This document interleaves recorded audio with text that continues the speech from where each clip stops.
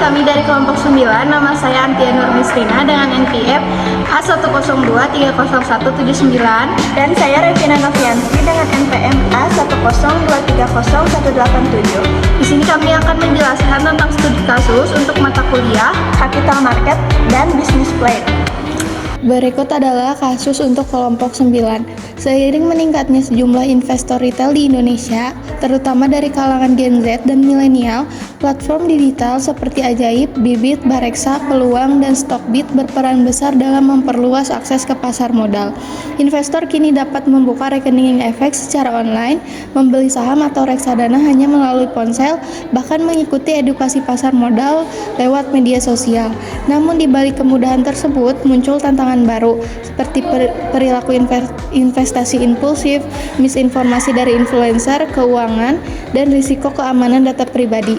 OJK dan BI pun berupaya memperkuat literasi serta pengawasan terhadap aktivitas fintech yang berhubungan dengan pasar modal.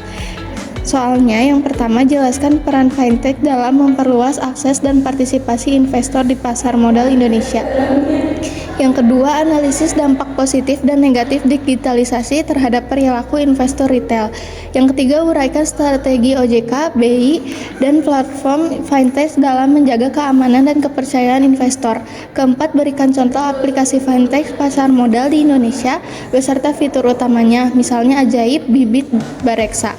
Yang kelima, berikan rekomendasi kebijakan atau literasi digital agar masyarakat berinvestasi. Yang pertama, jelaskan peran fintech dalam memperluas akses dan partisipasi investor di pasar modal Indonesia. Fintech mempermudah pembukaan rekening efek dan transaksi investasi secara online, menurunkan biaya dan minimum investasi sehingga terjangkau bagi Gen Z dan milenial, menyediakan fitur robo advisor untuk rekomendasi produk sesuai profil risiko, menghadirkan platform edukasi dan komunitas investor melalui aplikasi dan media sosial. Yang terakhir, membuka peluang inklusivitas keuangan di mana masyarakat di berbagai daerah dapat berpartisipasi di pasar modal. Selanjutnya, yang kedua, analisis dampak positif dan negatif digitalisasi terhadap perilaku investor retail. Dampak positifnya, meningkatkan akses dan inklusi finansial bagi masyarakat luas.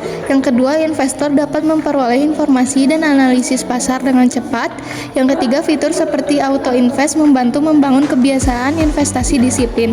Dampak negatifnya, yang pertama, muncul perilaku investasi impulsif dan overtrading karena kemudahan akses. Yang kedua, misinformasi dari influencer keuangan yang tidak kredibel. Yang ketiga, risiko keamanan data pribadi akibat potensi kebocoran sistem.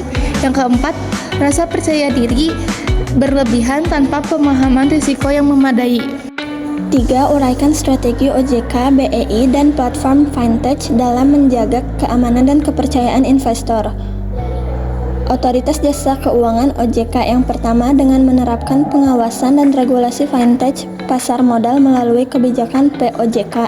Yang kedua, menyelenggarakan program literasi keuangan seperti Sikapi Uangmu dan Indonesia Financial Service Expo atau IFSE, Bursa Efek Indonesia atau BEI.